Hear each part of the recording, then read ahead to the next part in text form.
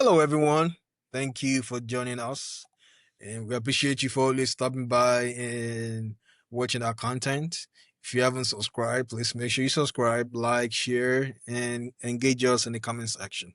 As you all know, the former Nigerian President Muhammadu Buhari, passed away yesterday. It was announced on Sunday. And at first, when I heard it, I thought it was probably a conspiracy theory, so I didn't really pay attention to it until I dug deeper and I found out that it was actually announced by one of his media aides.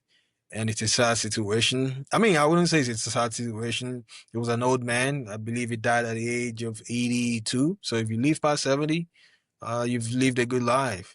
So yeah, I mean, even though you're an older person, nobody prays to lose their family members. But you know, as the case is, in the case of Buhari, we're seeing a lot of mixed reactions, especially from the people in the north. They were rejoicing that uh, the former president, their countryman, passed, and some people were not really happy with that.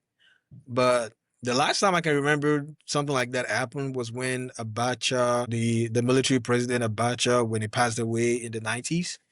A lot of people rejoiced because he was basically a tyrant. Even though things were better in this time, a lot of the people still felt a reason to rejoice after his passing because they believe he ruled the country with an iron fist.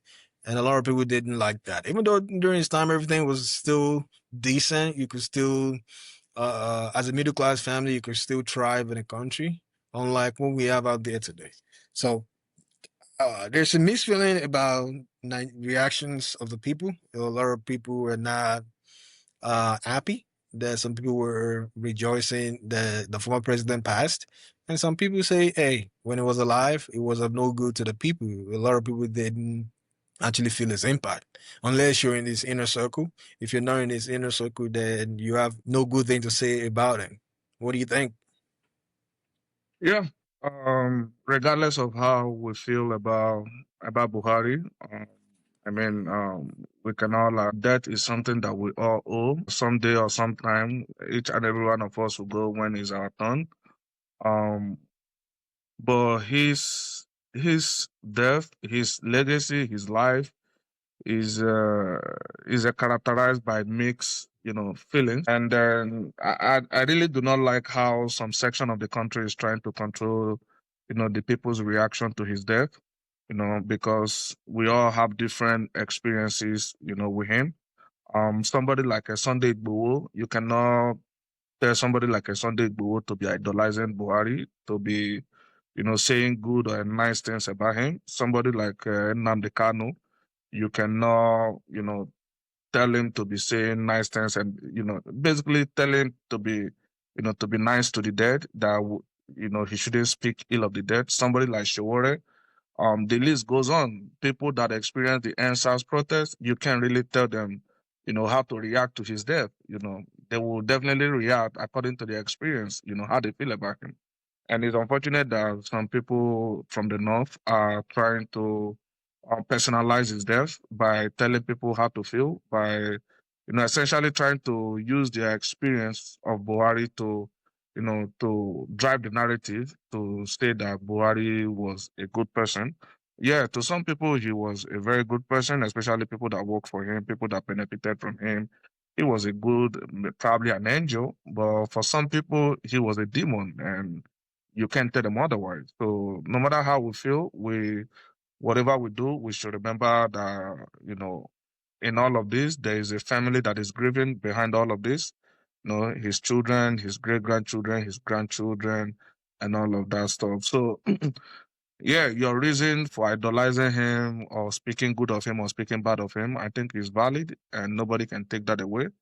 Um, if you go on Twitter, essentially people are going back and forth. If you go on TikTok, people are dancing to his death. If you go on Instagram, Instagram is a little bit more regulated, so people can really put up those kind of behaviors. So, um, maybe for me, I would just send my gratitude, my condolence, to this family, and may God grant them, the strength to bear this loss. Yeah, very good, very good. And even though a lot of people didn't enjoy his leadership, a lot of people didn't enjoy his tenure, it was still better than what we have right now. So I want to share my sympathy with the family of the former president, and I pray that the Lord helps him if that's a valid prayer. And I say rest in peace to him. I pray that God gives his family peace in this difficult time. Like I said, no matter how old the person is, it's difficult to lose a loved one. And when you go on the internet and seeing the reaction of people to your family members passing, it's heartbreaking. So it's also a reminder for everyone out there to make sure if you're in the position of leadership, if you are in the seat of power, you need to take care of the masses. You need to take care of the people to prevent, issues like this happening. I'm sure Buhari was a good person, was a good father, a good husband to his wives, a good parent to his children. But at the same time, he failed in some aspect, especially in leading the country.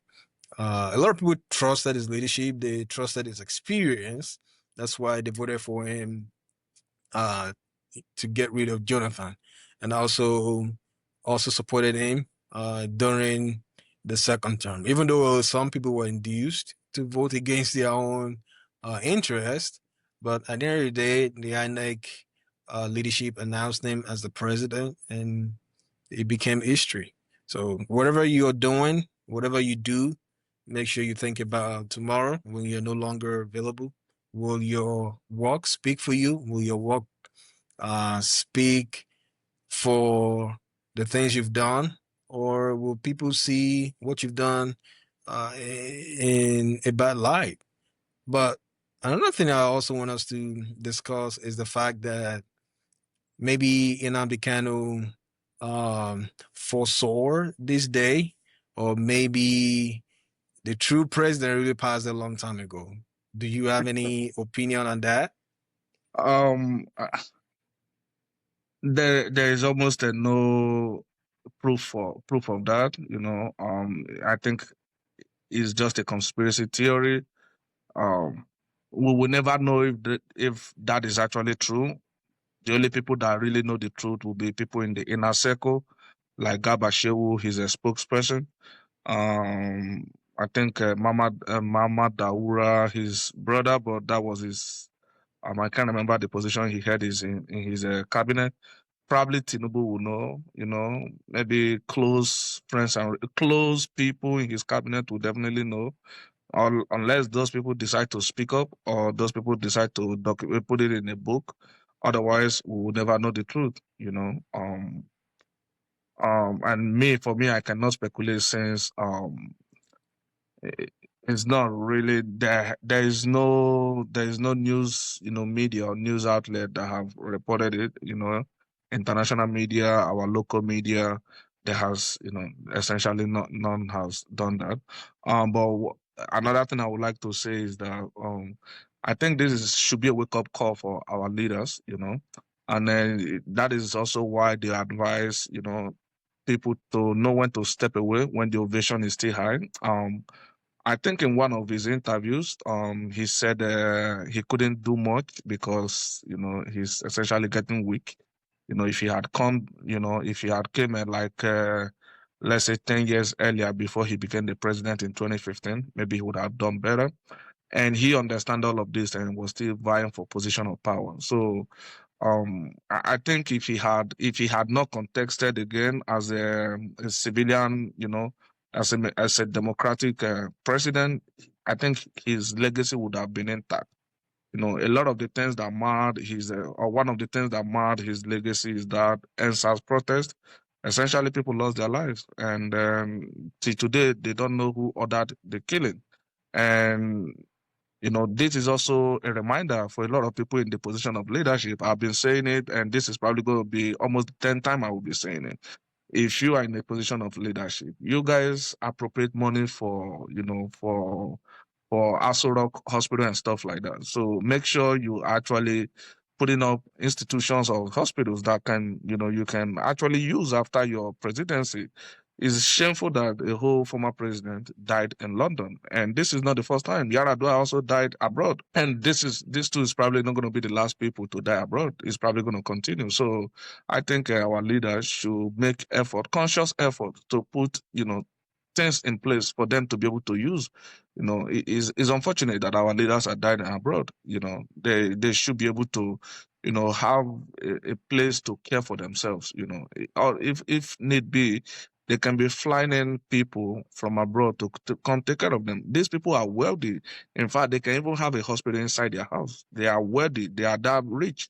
They have stolen enough of our money, but the idea that they continue to die abroad and we end up spending money to bring back their body, I don't think is okay. I think our this crops of leaders, the presidency, the executive, the legislature, I think they all should, learn from this and do right by their people. There is a rumor out there that is saying that Buhari died of leukemia. Why not just set up a hospital that can actually take care of other people that have the same disease? I'm sure that he wasn't the only one that, that have leukemia. There are a lot of people probably dying of leukemia in Nigeria. So if they can have a hospital that can take care of people, I think it will be a good thing. Yeah, I definitely agree with that idea. It's a shame that we don't have an international standardized hospital in a country where a president can be taken care of. Even if we're not talking about president, just another person. Another person should have access to good health care, regardless of your location. But it's sad that in Nigeria, as big as it is, as wealthy and resourceful the people are, as rich as the country is, we don't have any world-class hospital that could have taken care of leukemia.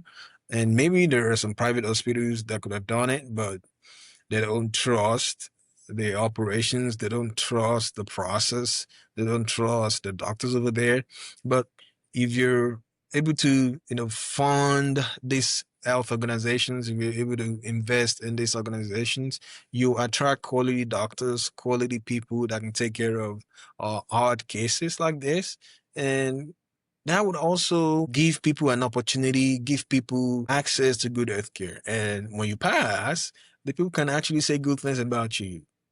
And I can still remember that even still today, people still talk about Awolowo University. They talk about teaching hospital. They talk about the Cocoa House in Ibadan. The things that Obafemi Awolowo did while he was alive. So, people should continue to do things that will make people remember them, not just slap their names on the building for posterity's sake, but actually do something that makes sense for the people that the people can benefit from.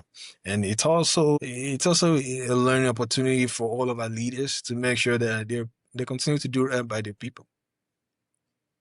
Yeah, we can't stress this enough. If you are in a position of leadership, even if you are not doing it for yourself, just do it for the people.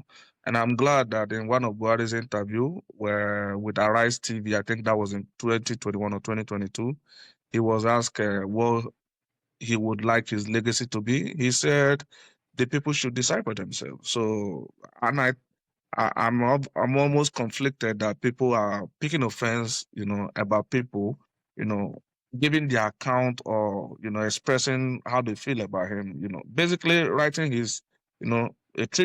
writing his tribute and his legacy. And if people are finding offense with that, even when he was alive, he said people should decide for themselves.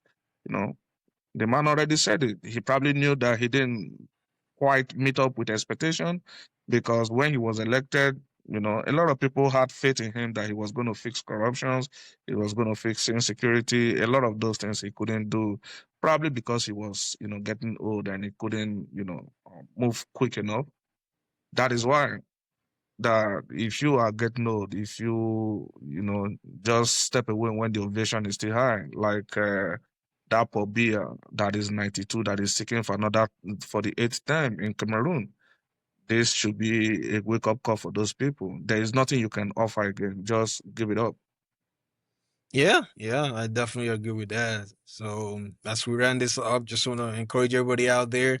No one can tell you how to feel or how to mourn, but please make sure you respect the family members of the deceased.